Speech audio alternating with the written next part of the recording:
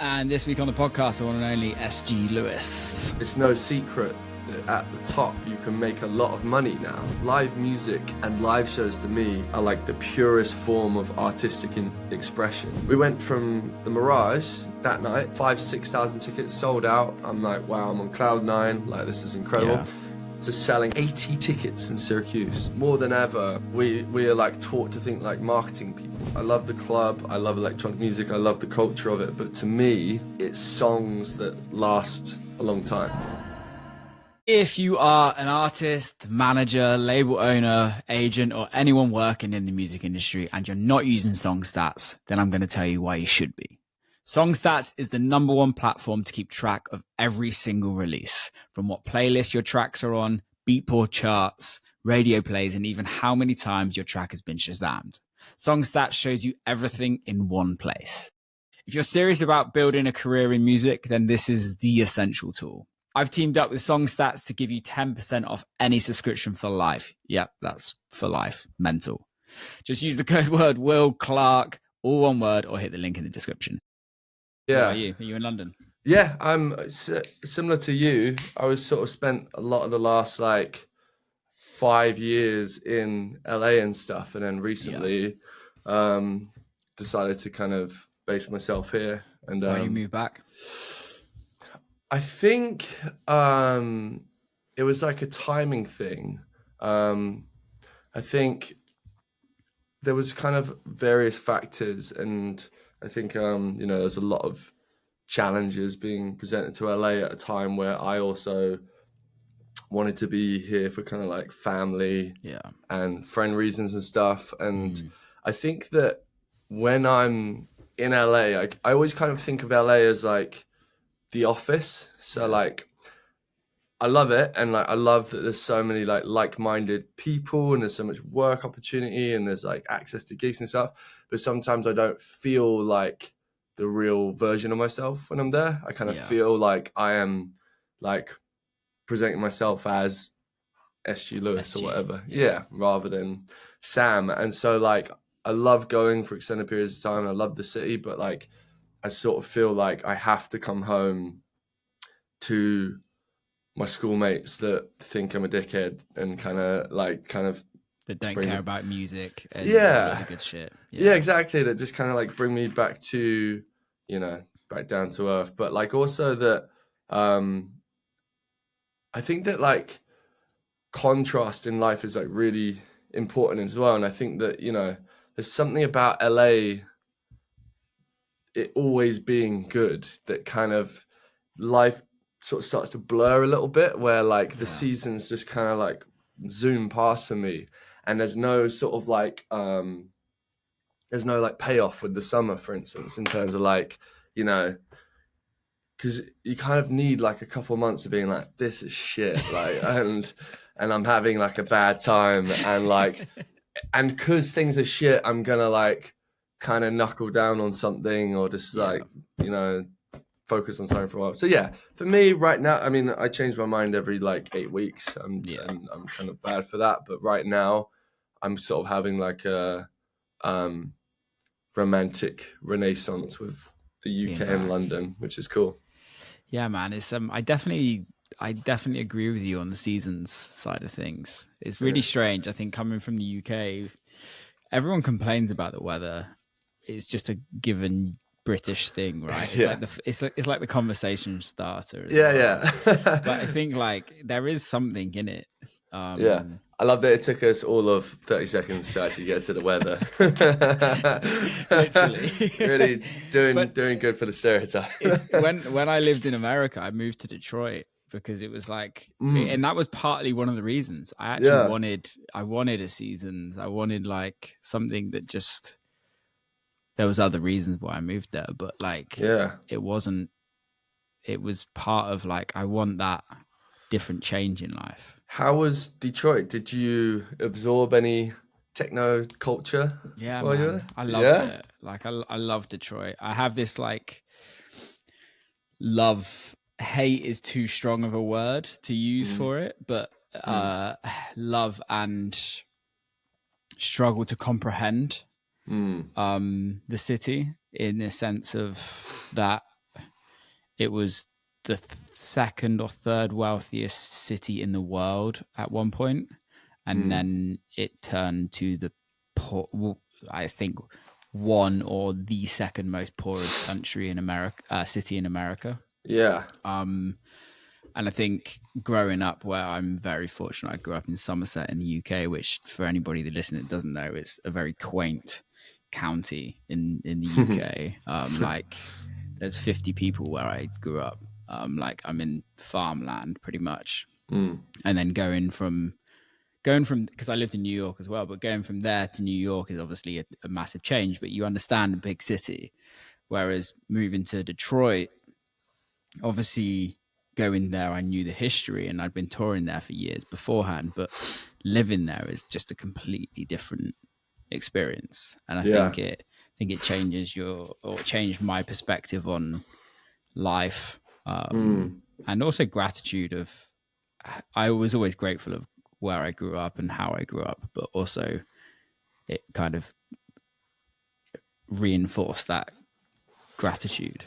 Yeah, it's like everyone kind of hates where they grow up until they leave, and then you go, oh, that's actually pretty nice. Like, you get to appreciate those things. But I mean, anytime I've visited Detroit on like a live tour, it's like you kind of feel it's a city just like teeming with musical history and culture. And I feel like I've only ever like scratched the surface. Like I've never really been there long enough to kind of really get into the kind of warehouse parties and stuff. But I think it's also, there's like this romanticism about the city that is no longer there. It just relies purely on history.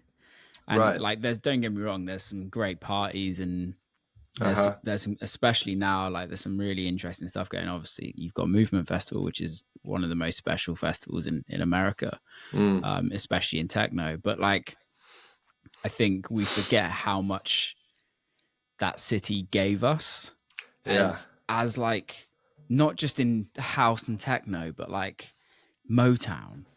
The fact that like Ford Motors was started in Detroit, right? Like the fact that the car that we all use every single day started there pretty much. Like, and it's a city where you drive down blocks and it's just abandoned houses, and it's such a shame. Such a shame. Yeah, it's a huge shame. Hopefully, but it will change, hopefully. Yeah, I was going to say, I hope that there's, a second wave of kind of prosperity for Detroit. Yeah, man. And techno is helped all of us out at some point in our lives, right? Yeah, I mean, we all owe something to Detroit. Yeah, no, definitely. Talking about music, I think when this comes out, I believe your album will be out. I think it's literally week of something. So yeah. But I before we talk about that, I want to go back. Shivers EP 2015. Wow, we're going back. Let's go back, dude. Let's do it. Back. You're showing my age now. Yeah, right. I know. This EP was beautiful. Thank you. Loved it. I loved it, man. Thank you, man. And it's weird because I'll be totally honest with you, and this is just me being brutally honest. Yeah. I kind of like didn't put. I remember the EP, and I didn't remember who it was attached to. Yeah. Because I think you've evolved so much as an artist, and I've never like. I think I met you a couple times, right? Just like in passing. Yeah. And like I know we've DM'd a few times, but like I didn't really put you on that record until I went back and was like, oh fuck, that was you. It's funny. One of the like most common interactions I have like out and about at parties or wherever is like people will be like, what's your name? I'll be like, Sam. They'll be like, what do you do? I'll be like, I make music. And they'll be like, try me. Like, what's your music name? I'll be like, S.G. Lewis. And they'll be like, S.G. Lewis. And then they'll like go on their phone and people will be like, oh, I have this song. I fucking love this song. But like people don't always, I guess up until the last like couple of years, like I wasn't on any of the artwork, and this is like predating Instagram and TikTok era. The job has changed and streaming. Yeah. So the job has changed dramatically since I signed and started putting out music. And, I've kind of been around the full circle of emotions with that, in terms of like, I've been the kind of like grumpy, like older musician being like, Yeah. what, used to be able to just let the music do the talking, etc., etc. But like, you know, and now I've kind of made peace with the fact of like what the landscape looks like now. But it's funny, like that EP in that era, I was really just like making music without any kind of like technical know-how. Like, as in, I was really like, when I listened to those songs, and I was thinking about this because I was listening to your episode with Chris Lake on my run just now, and Chris and yourself were talking about like his goal in the studio, like the technique of like the low end versus, and balancing, trying to like not compromise like the technical ability of the song versus like the song. And when I was making music back then, I was giving zero thought to any technicality. It was just like, that feels cool. And it was like, I'm going to chuck a like 8-second reverb on that vocal and leave all the low end in because it feels cool. And it was like my first time using a reverb and being like, cool, that's nice, I'm going to do like loads of that. And there's something about that I miss, which is this like naivety of just like, you're kind of like exploring this like tool for the first time, and you're not doing anything based on the rules and being like, well, you got to use like a 1073 because that's the pre you got to use. It was just kind of like, whoa, cool. And so thanks, I listen back to that with like some embarrassment sometimes and some like fondness sometimes, where I'm like, oh cool, yeah. Like, I remember just like, I would put like a huge reverb on the piano because I didn't own a sustain pedal, and I hadn't yet figured out how to like make all the MIDI chords. Yeah, I was just like recording. I'd be like, shit, like I can't get from one chord to the other. Let me just like wash it in reverb so that it sounds all right. And so yeah, lots of like decisions like that were kind of like made from like inexperience and limitations as opposed to artistic choices. There's something so beautiful about that, though. I was listening to the Zane Lowe podcast with Deftones yesterday, and one of the guys, I can't remember which one it was, but it was one of the guitar players, was saying like, he was saying he wants to go and get music lessons to be technically better, but he was like, I also don't, because I will potentially lose the adolescence of like, well, you shouldn't actually do that, but in the creativity you should, because it's what it makes it sound like the Deftones, right?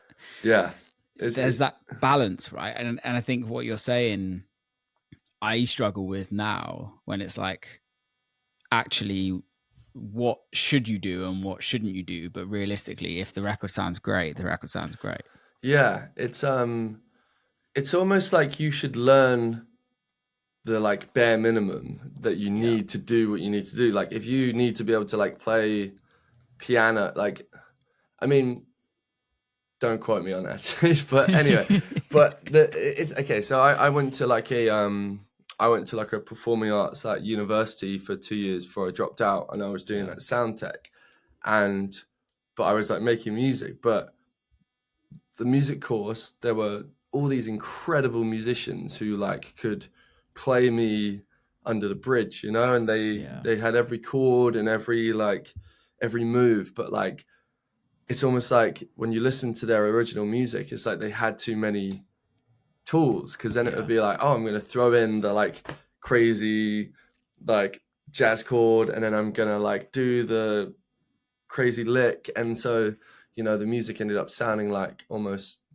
math rock, where it's just like, it's not feeling. It's not based on feeling. And so it is like the catch-22. Like right now, I have like exhausted my personal chord brain.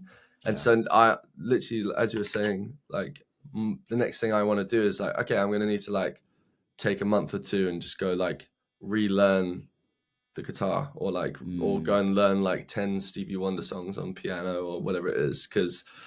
And then I'll be like, cool, okay, now I have like a bunch of like new things to go and do. But Do you ever bring other musicians in to kind of like give you that? Because I think that's what I found when I did my album. It was like, okay, well, I need to do something completely different to what I've ever done before. It's like I'm actually going to bring people in, Yes, and use people that are way better than me. absolutely. Yeah. Like I work with someone called Robyn James, who's like an amazing Yeah, keys player. And I could spend the next 10 years of my life studying keys and I wouldn't even touch his ability, you know? And so there are certain things that I'm like, okay, I need a crazy jazz piano solo here or whatever, or I need the, you know, insane Jamiroquai synth solo, whatever. So yeah, there are instances of that. I think that, you know, me learning or going getting lessons is more about being able to get excited about an idea again and kind of create things out of thin air. Because like I'm very much I'm of the mindset of music like the only thing that matters is what comes out the speakers. You know that however you get there doesn't really matter. And like you know then there's no kind of like you can't do this, can't do that. So I have songs that I like I've sat down and written from the start to the end and produced and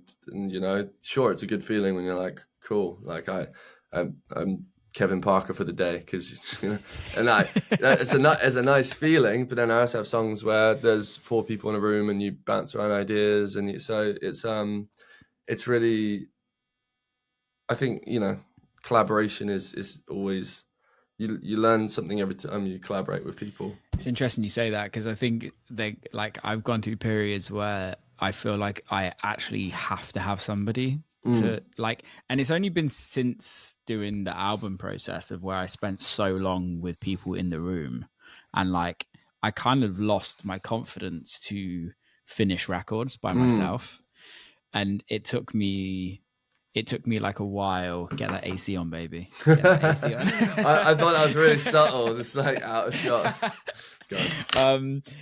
I kind of found it a struggle, and then it took me a good like 6 months to just get back in the studio and go, just fucking finish the record, Will.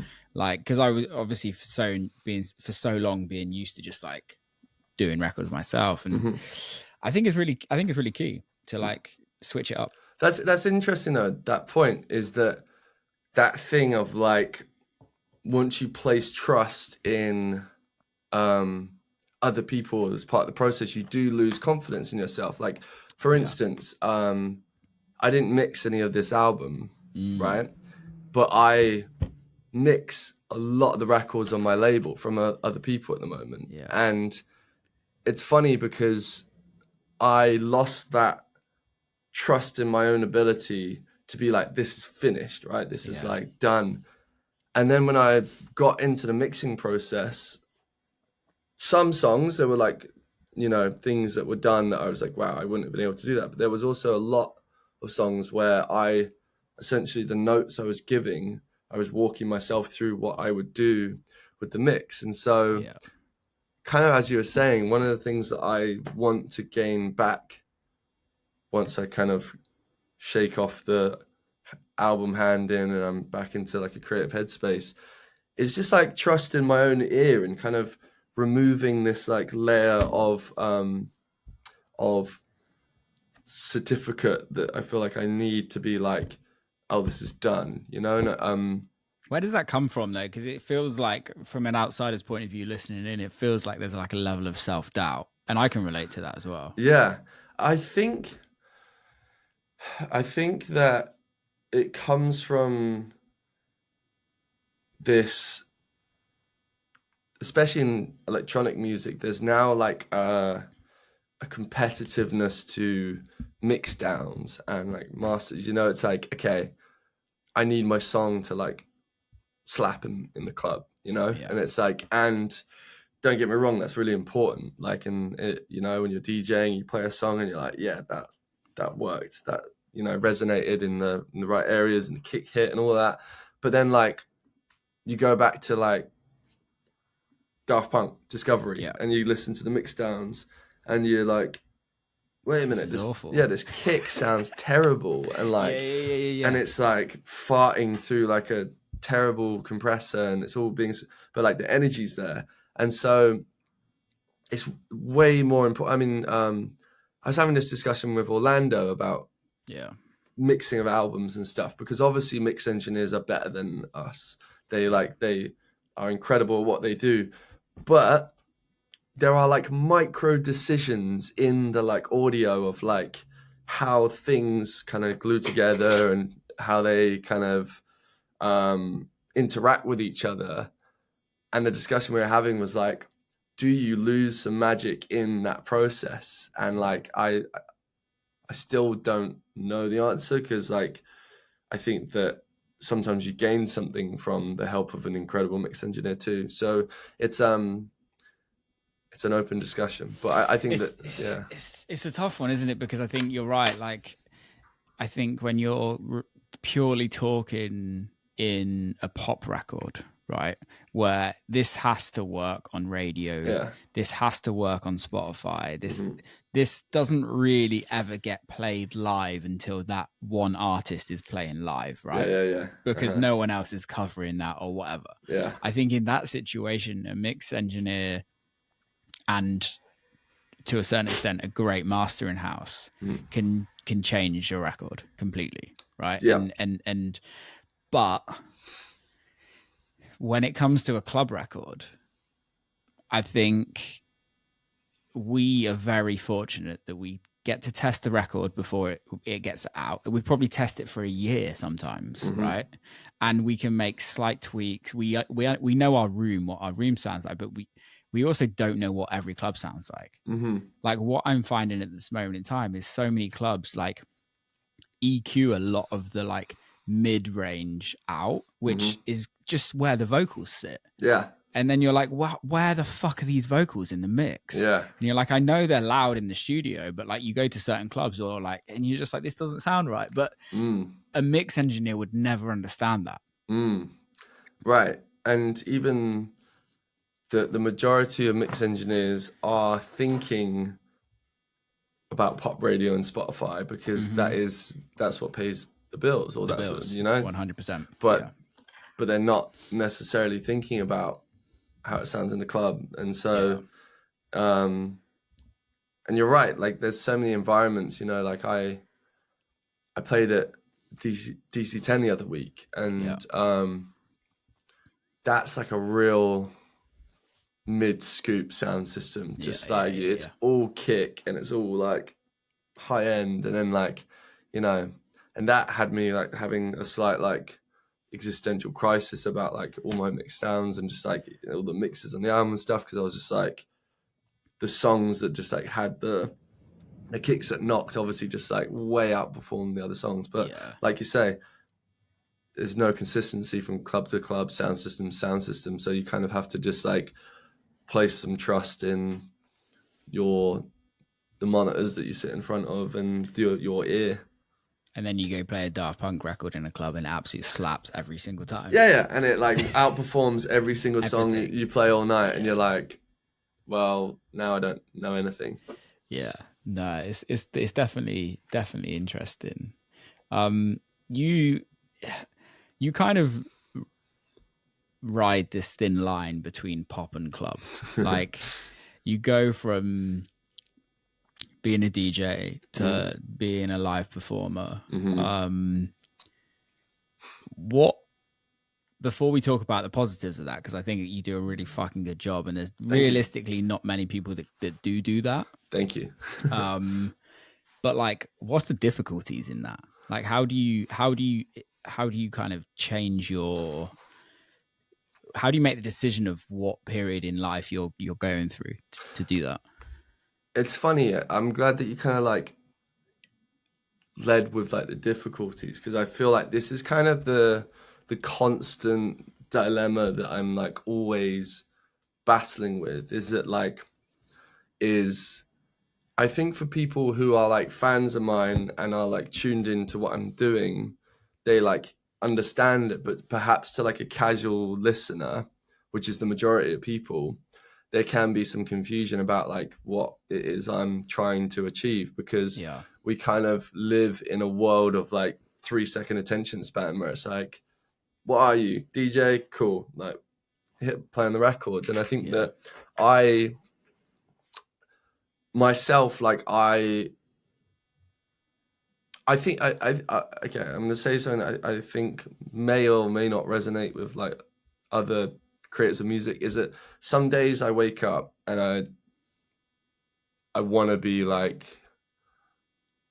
Calvin Harris. Like you wake up and you're like, I want to make the biggest pop dance record possible, and like that's the mood I'm in. And then you'll wake up 2 weeks later and you're like, I want to make the most obscure, like nasty, like and so I feel like further than that, I have days where I wake up and I just want to make like music or pop music or you know, songs, because I feel like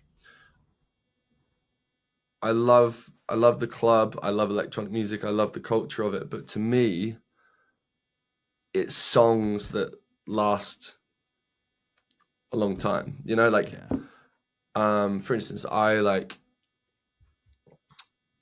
closed with Hot Natured Benediction the other night in Ibiza, and I remember when Benediction came out, because it's a pop record, right? And it was like commercially successful in the UK, and at the time, a lot of people who were fans of Jamie Jones were like, Jamie Jones sold out, like, you know, and he was given shit for Benediction.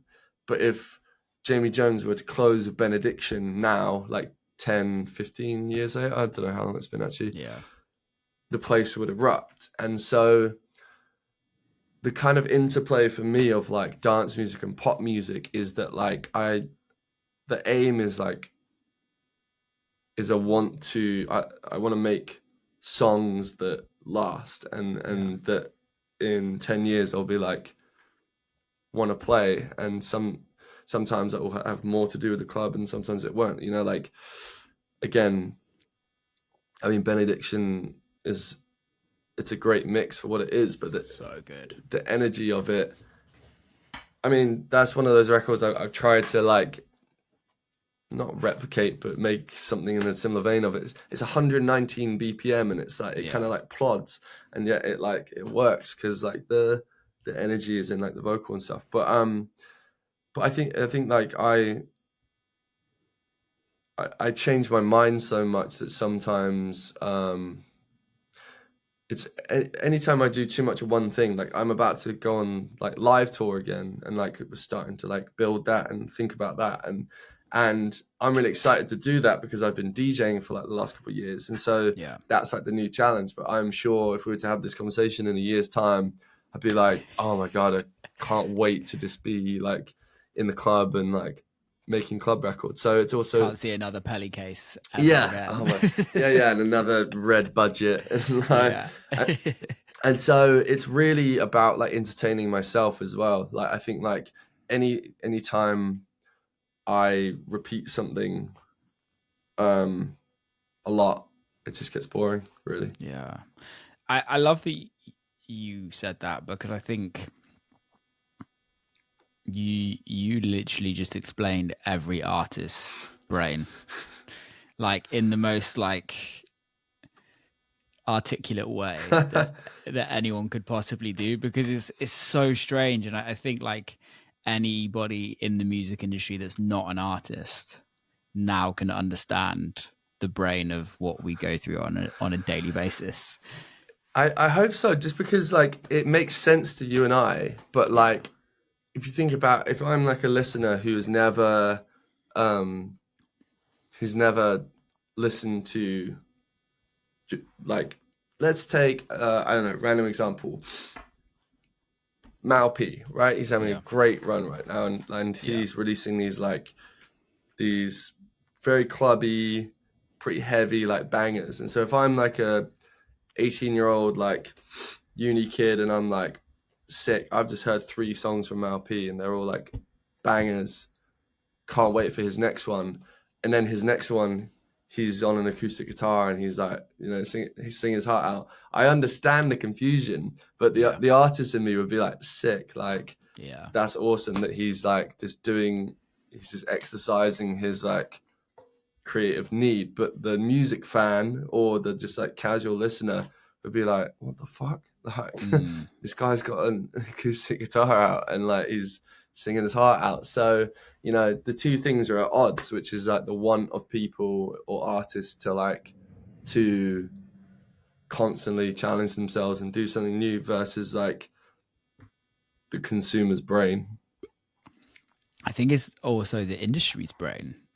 I think like, okay, I think the consumer, in my opinion, is actually the last person, right, that we really need to worry about. I think, in my opinion, that the thing that I've struggled with over the years is the industry of like trying to get the industry into the brain of the artist. Although if there wasn't the artist, there wouldn't be an industry. Yeah, totally. And it's like, why, even like with management sometimes, right? And agents and kind of the closest people around you, like it's commerce over art. Yeah. Which is such a, I was talking to my manager about it last night, and we're like building Will Clark 3.0 of whatever that looks like at this moment in time. And we're talking very business heavy conversation, like really business and like really intricate, like planning. And then he's like, where does the art come into that? And I was like, the thing is, the art's the consistent thing. It will always be there.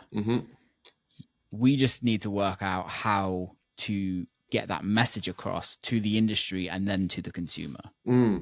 Because if nobody else, if the team doesn't understand the goal, and well, then the business, the industry will never understand the goal, and then the consumer will it will get lost completely. And that's such an important point that you just made, which is, I feel like the industry is set up like a hurdles race nowadays, right? And the mentality is like, here's your track, your lane even, and each hurdle is like a song you release or an album, right? And it's like, if you don't hit the next hurdle perfectly in line with your last thing in this like very linear, just straight line, then you failed, right? There's no room for going left, right, and like that's how far your career can go. And I hate that mentality, and like I understand it from like a business marketing mentality, and also, excuse me, now I feel like more than ever we are like taught to think like marketing people, right? It's all like every TikTok is like, what's your artist brand? What's your identity? What's your story? And it's like, I don't remember I've never heard those questions 10 years ago. You know, it's just like, cool, I made these tunes. This is cool. Let me chuck them on SoundCloud. And that's not me being like, oh, it was so much better 10 years ago. But it feels different now. And I think that for myself, or just for my own like personal happiness, I'd like to kind of like try and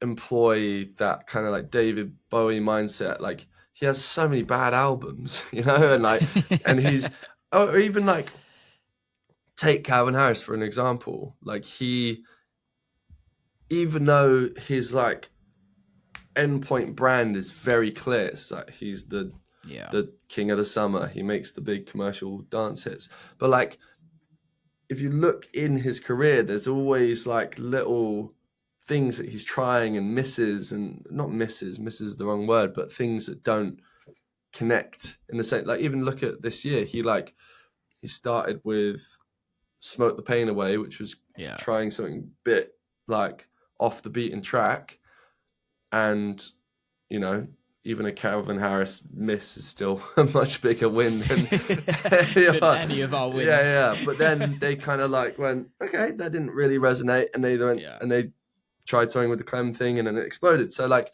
I think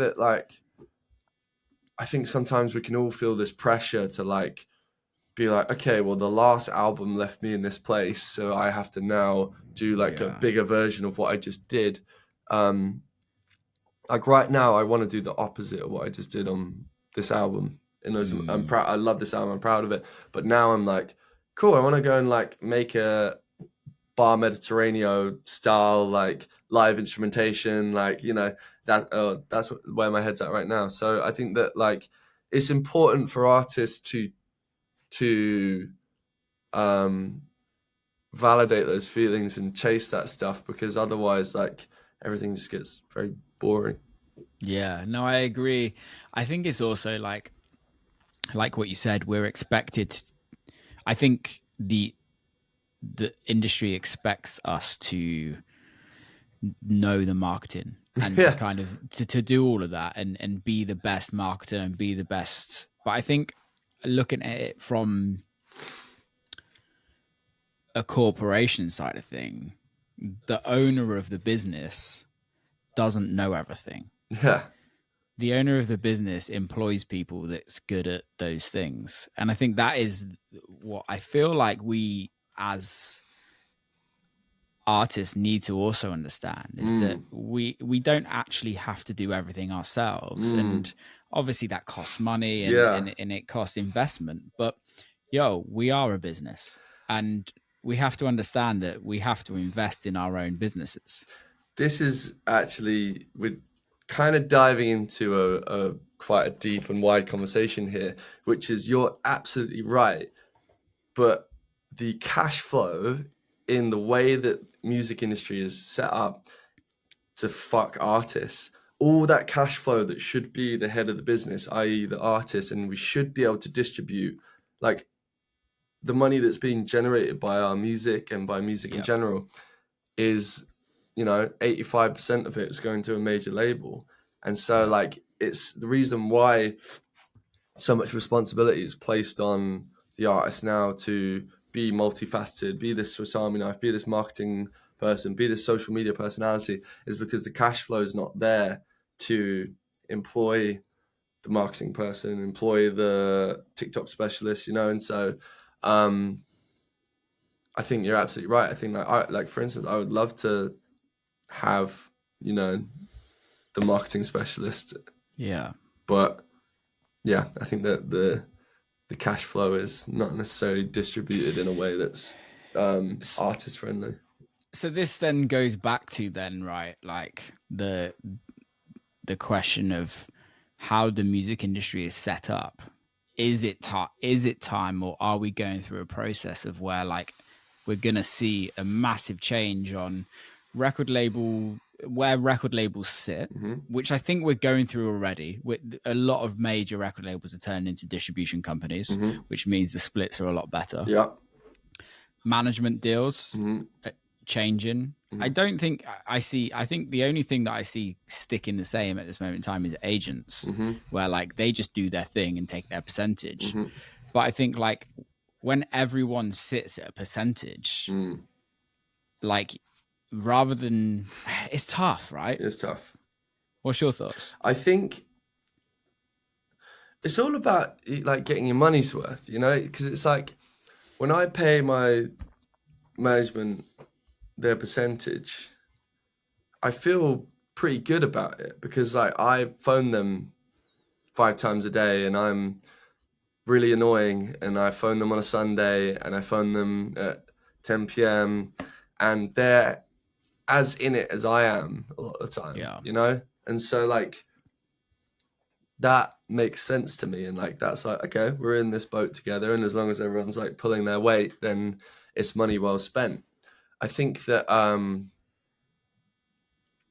but I can't say that that's true of everyone who's on a percentage in the setup over the last like 10 years or whatever. So I think that there's obviously a lot of power in like ownership of music and stuff. It's not something that I've explored. I was signed into a deal since I was pretty young, so I was like 19, and this is my last album in that deal, and it's been, congrats, thank you, but it's also been very good to me. Like this is the other thing, is this isn't me jumping on and being like, rah, poor me, I've been on this thing, because we could argue like, would I be sat here having this conversation if like Universal Music hadn't like, one, financially fronted my career, two, like distributing my music successfully. So it's a very like nuanced conversation, and there are like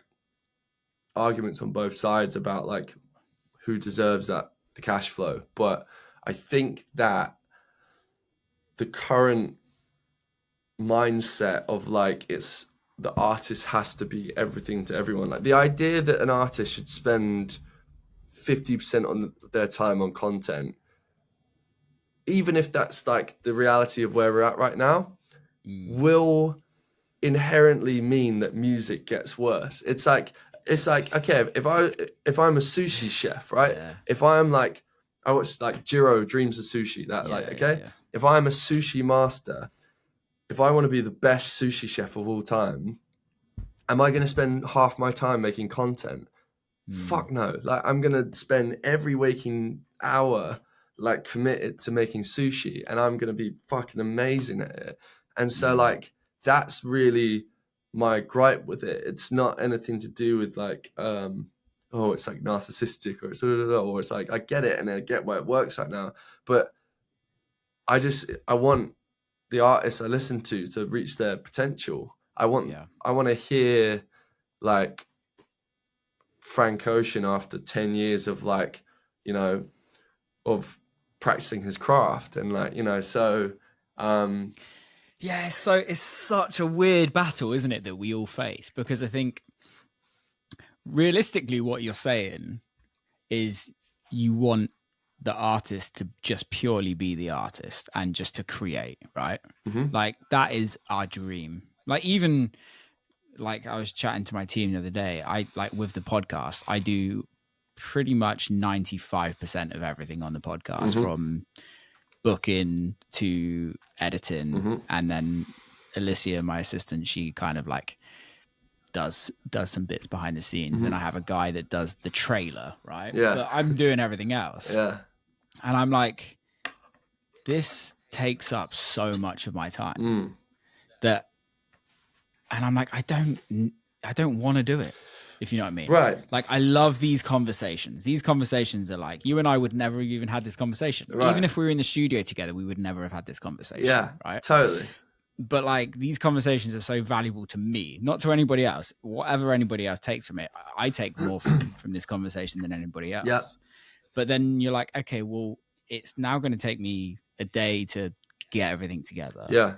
And then you're like, well, that's a day not in the studio for me. And I'm doing 4 of these today.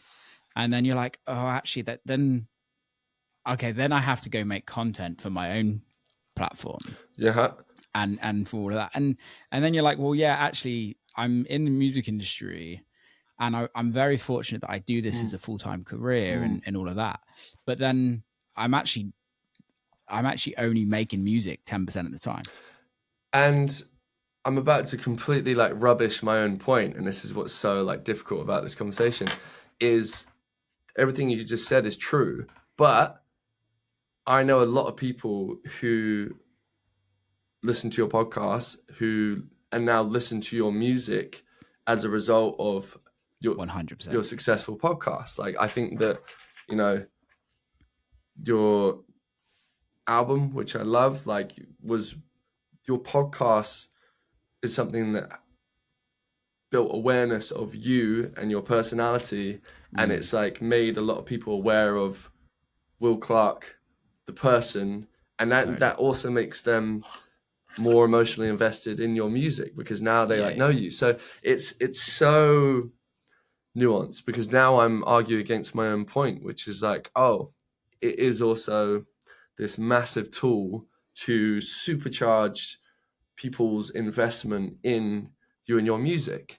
You know, take either like Dom and John, for instance. They are 2 artists who have supercharged their fan base investment in them as people, which has superpowered their investment in their music as well. And so there's no when we were at the start of this conversation, I sort of said that I'd like, you know, I've done the full circle of emotion on this.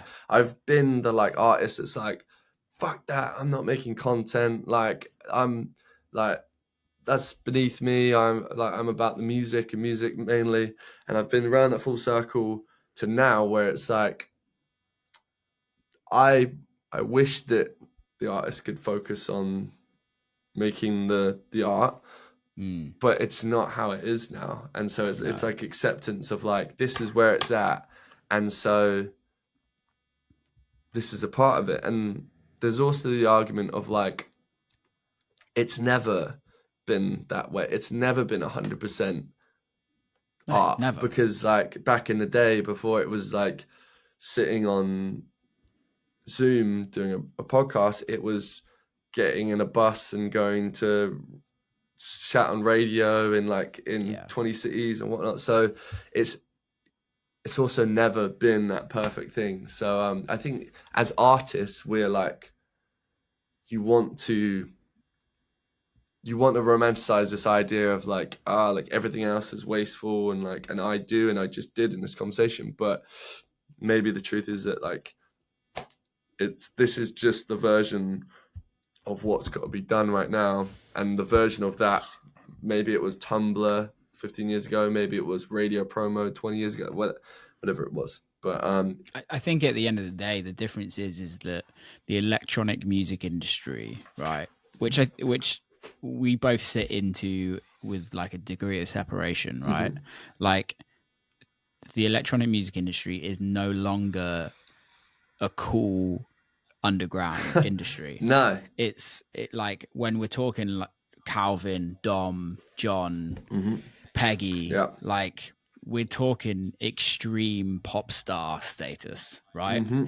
And I think whether you look up to those artists or not, the ability to reach that is actually at a fingertip. Like we're literally on the same lineups as these people. Yeah. We're not co-headlining, but we're like one step below from them on it. So like we can see that. Yeah.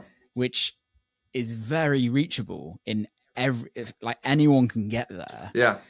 But it's what you have to do to get there. And now we know what we need to do to get there. Yeah. So, and I think that's the thing is like, if you're happy just to make music and put it out and it not necessarily be successful, go and fucking create music all day long, release what you want, and fucking don't complain about it not doing well. Yeah. It's just a fact. Yeah. And also, the thing that's also changed now is electronic music.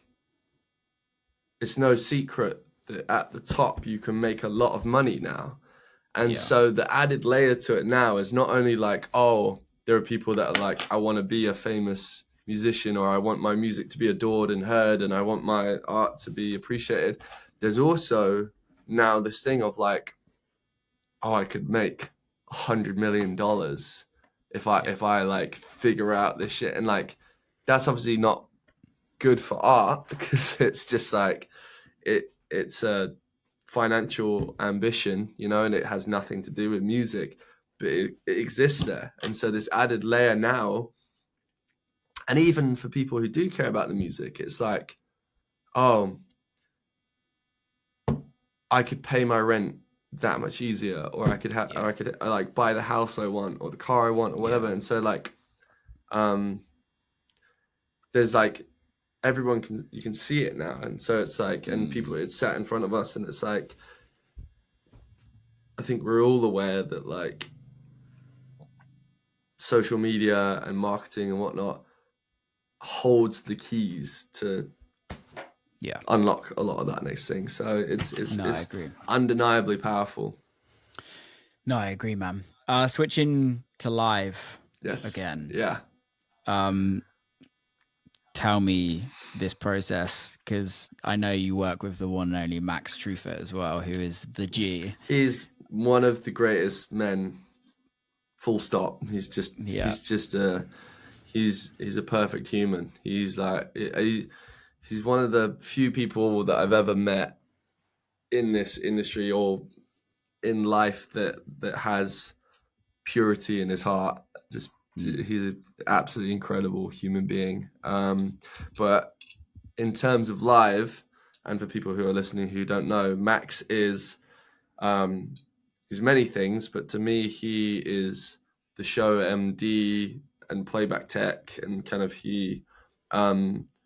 Max and I build the show together from the ground up on an audio conceptual level, from how we program the songs, how we to from the ground up. We literally in the process now of sitting in front of all the stems and creating mashups and transitions, all these things, and then deciding the performance element and being like, oh, could we play this synth part live? Am I going to sing this vocal live? Am I going to do this thing on guitar? And it's the thing about live is that I took a break from live for the last few years because I went on a very long US tour that cost me a lot of money.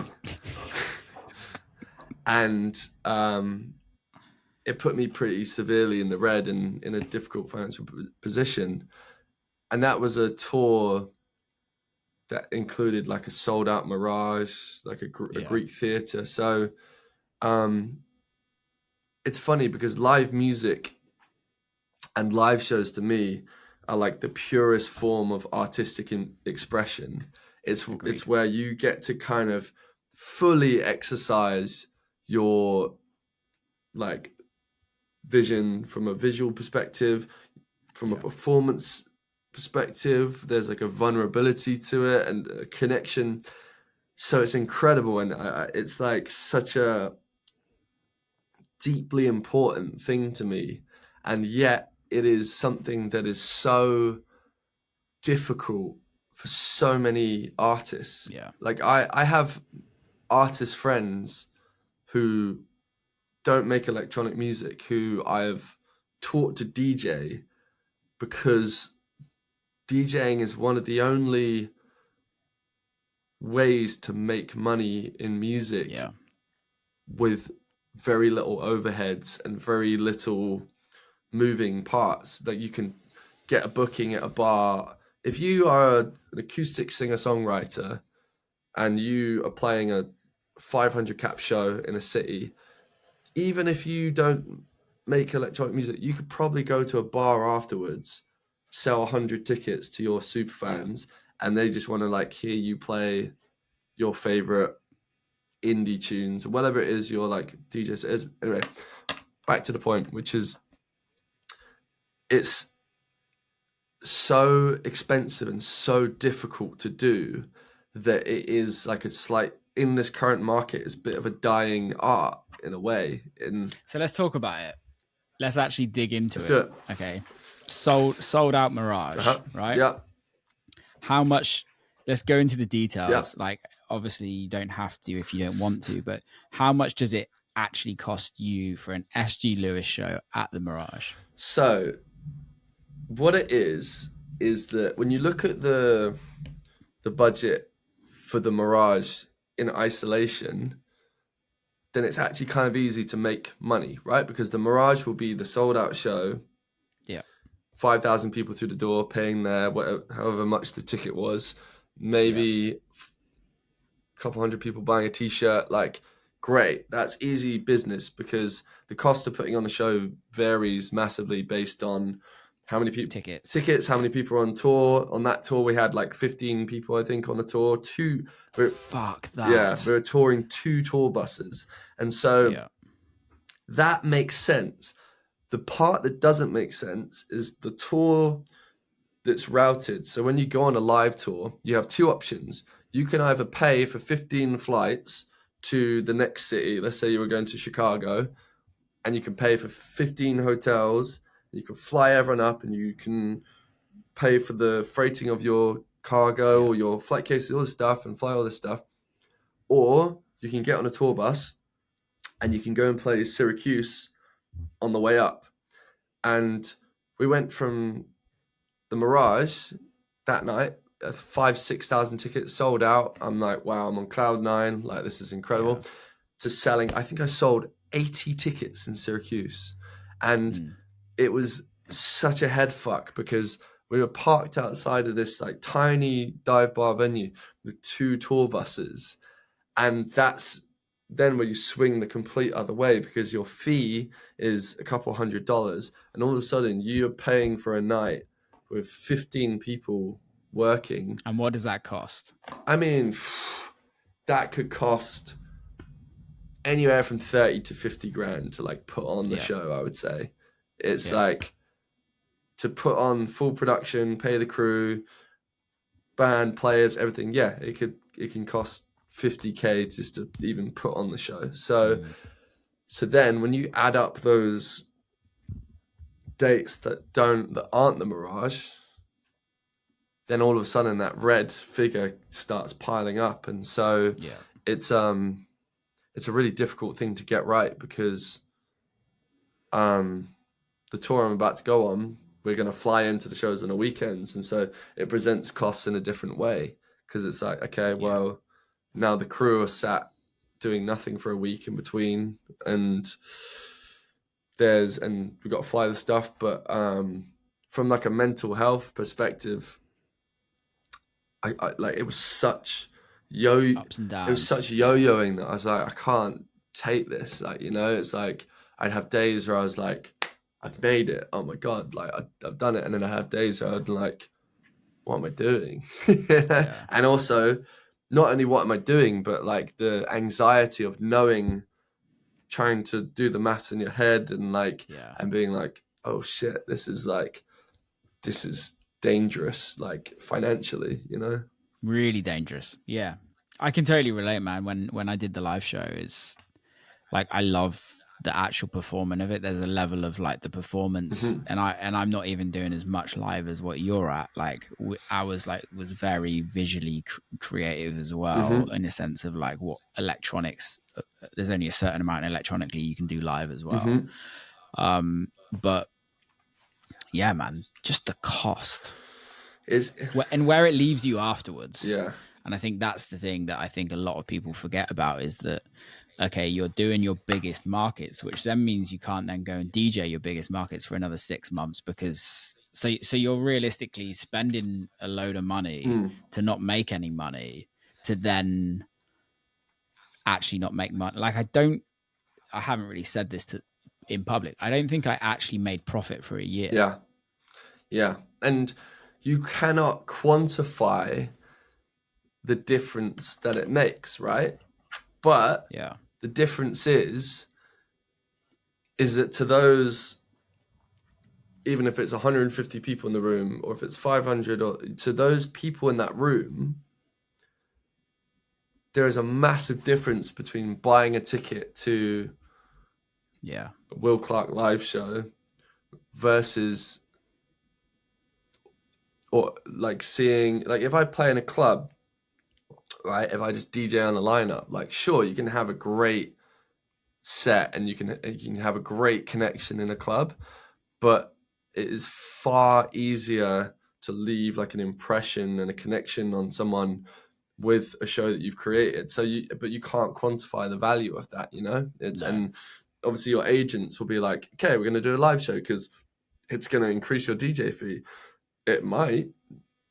It also might not. But it might do the opposite if you're not selling the tickets. Yeah, no, exactly. And you're taking a punt on yourself, because like, massive. Yeah, because all of a sudden, and I've done this many times, I've like shot myself in the foot because I've proven that I can only sell 80 tickets in Syracuse. So I can't be like, no, you need to give me more money to play in a DJ set. Yeah, a DJ set in Syracuse. They're like, you only sold 80 tickets, mate. So like, what are you talking about? And then people don't also realize, like, I think for me on my New York show, like the promoter texted me the day of and was like, dude, you do realize there's 40 other shows this evening.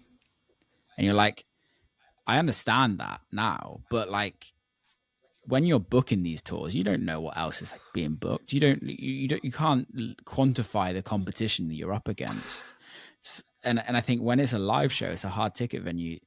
I don't know about you, but the amount of pressure you take on as that artist is that, like, you don't just want this to perform for you. You want this to perform for the 7 other people that you're paying to come to this show and to kind of perform. And you also want it to, you want it to perform. I don't think necessarily the fans worry if it's a sold out show. I think they actually prefer it when it's not, if I'm totally honest.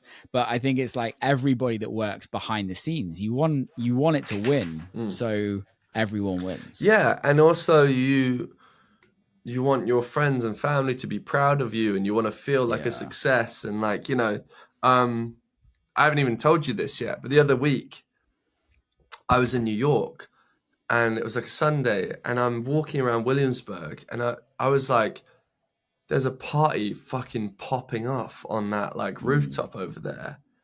And I was like, it's fucking slammed up there and it's going off. And I like went on Google, and it was you. Right? You should have come up. I was like this. Should have texted I was me. by myself, and I was this close to just like popping up next to you and be like, hello. And like I was like, and I think I was going to the airport in like an hour, and I was like, but the reason I even mention this is like, you know, we're kind of comparing our losses, right?